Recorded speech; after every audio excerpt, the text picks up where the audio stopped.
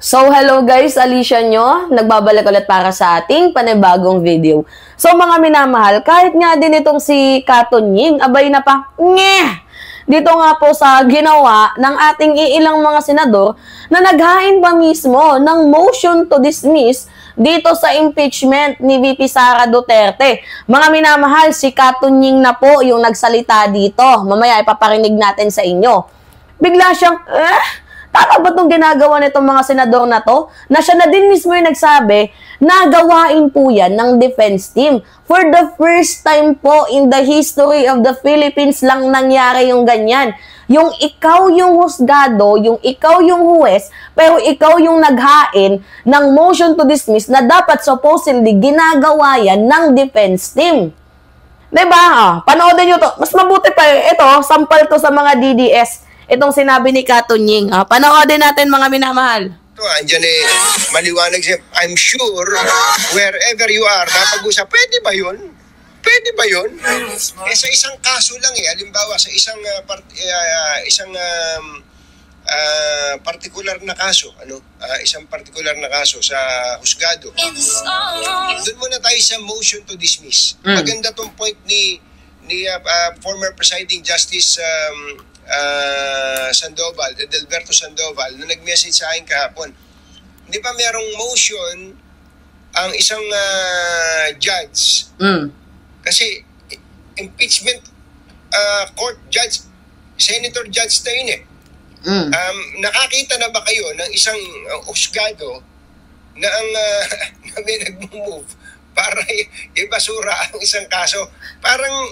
Parang wala pa tayong nakita nun. Very peculiar po yung sitwasyon na yun Normally, narinig nyo mga minamahal, galing na mismo kay Katon Ying na very peculiar. Yung ganong pangyayari na ikaw yung husgado pero ikaw yung nagmo-move to dismiss. 'Di ba? So ngayon, bukod dyan sa punto niya, mayroong mas patama pa dito. Mas tatamaan itong mga didilis. Eto, pakinggan natin mga minamahal.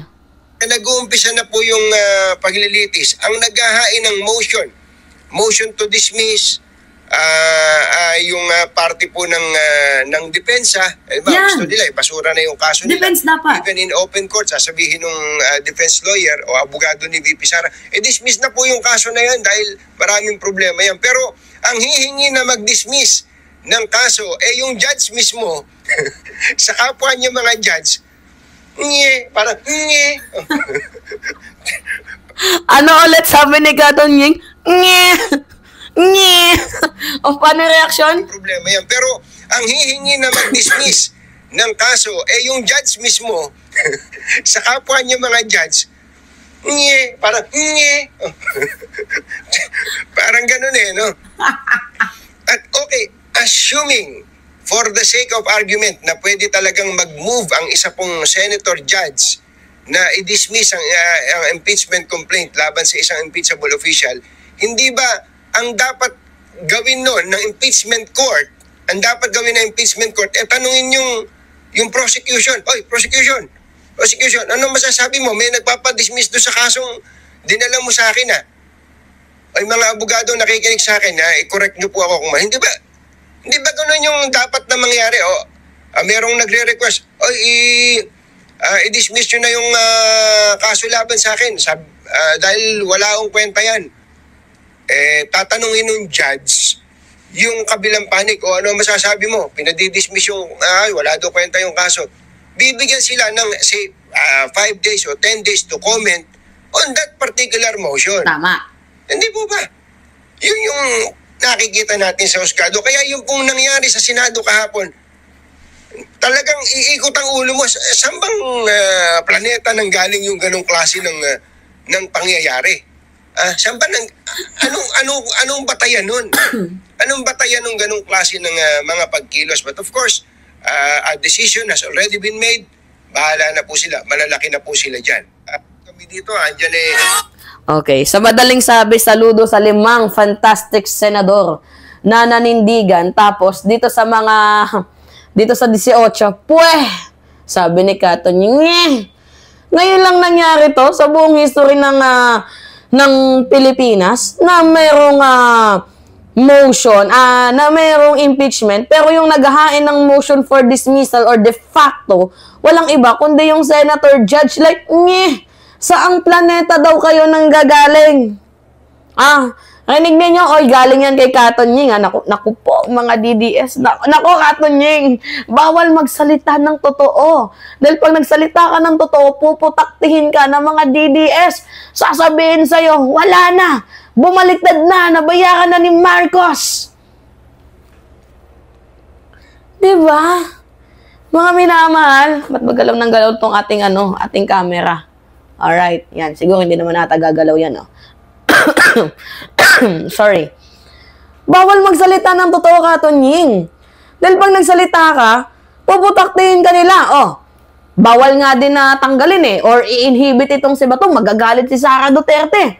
Sasabihin niya kung i-inhibit nyo din naman si Bato, inhibit nyo din si Risa Ontiveros. Kasi bias. Diba? Kaya nga nakakatawa na lang, no? Yung Senado, naging clown, naging circus. Senador ng bansang Pilipinas, pero mga baboy. Senador ng bansang Pilipinas, pero nagpapakasenador lang sa mga politikong patron nila. Tama bang behavior yun, mga ma'am and sir? Diba? Kung mapigilan. Malambot na pala yung ubo ko, umiinom ako ng lemon juice. Lemonade. Mas maganda pa din para sa akin yung tawag dito, yung hindi gamot yung iniinom. Ayoko kasi maapektuhan yung natin, organs natin. So, tayo, makinig tayo sa mga matatanda. Although may gamot tayo, yes. Nandun nga yung papers ko. Pero hindi ko iniinom. Alright.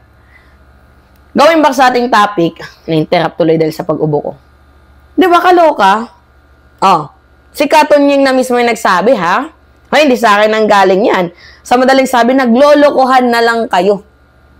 Yung mga senador judge dyan, naglolokohan na lang. Tungkol dito sa impeachment, naghahanap na lang ng graceful exit. Diba? Para mabasura yung impeachment kahit hindi dismissal yung tawag. Alam niyo yun, naghanap sila ng way para ma-dismiss ang impeachment nang hindi tinatawag na dismiss. Pinatulog nila, ibig sabihin, wala na, graceful exit na yon. Papunta para patayin ang impeachment ni VP Sara Duterte. Gets ninyo, mga minamahal? Kaya matatawa ka na lang. Sabi nga ni Katon Ying, ngayon lang yan nangyari. Diba? Yung dinatawag na ikaw yung senator judge, pero ikaw yung naghahain ng motion for dismissal. Tapos, ikaw pa mismo, isa sa mga senator judge, ang naghain para ibalik ang impeachment, ang article of impeachment doon sa lower house na pag sinaad na impeach dapat forthwith. Mga wala, hindi nakakaintindi. Yeah? Kaya tinawanan ko ni Katon Ying. Sabi ni Katon Ying, ngi nga naman talaga, di ba? Mga minamahal. Nakakatawa. Parang binababoy nila yung yung justice system ng bansang Pilipinas. And also the Constitution itself. Diba, mga senador, pero mga kupal. Tingnan nyo. Tinawanan tuloy sila ni Katon Ying. Katon Ying, magagalit sa'yo yung mga DDS niyan. Ako, yari tayo dyan. Puputaktihin ka nila, binayaran ka na naman ni F. Elisa. Yan na naman yung sasabihin nila. Balimbing.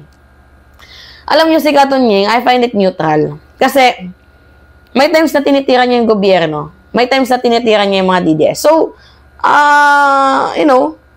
perspective niya yan. Yan yung niya, opinion niya yan, Yan yung nakikita niya bilang isang broadcaster or bilang isang journalist na may mali sa mga ginawa ng mga senador. Kung sa madaling sabi, naglulukuhan na lang kayo. Diba? Gets ninyo, mga minamahal? Matatawa ka na lang talaga kahit nga ako. Yung sinabi niya, matawa ako dun. Kalukuhan ba naman tong ginagawa ng mga natin, mga judge natin? Diba? Anyway, pasabog si Katon Ying, nagulat ako sa kanyang statement. Like, mapapasabi ako, wow, iba ka talaga, Tunying. May times na okay ka, may times na hindi, pero sa mga times na mas kailangan ng public opinion, yung totoong public opinion, well, nanindigan itong si Tunying. And salamat, dahil minumulat mo yung mga DDS na mga bulag. So, ang mulat ay hindi na muling pipikit pa, mga minamahal. Ipaglaban natin ang karapatan ng mamamayang Pilipino, ang pera ng taong bayan. Isulong ang impeachment now na. Anyway, pahingi lang po ako ng comments, likes, and share. And also, don't forget to click the subscribe and hit notification bell for more update. Yun lamang po at ingat mga kababayan.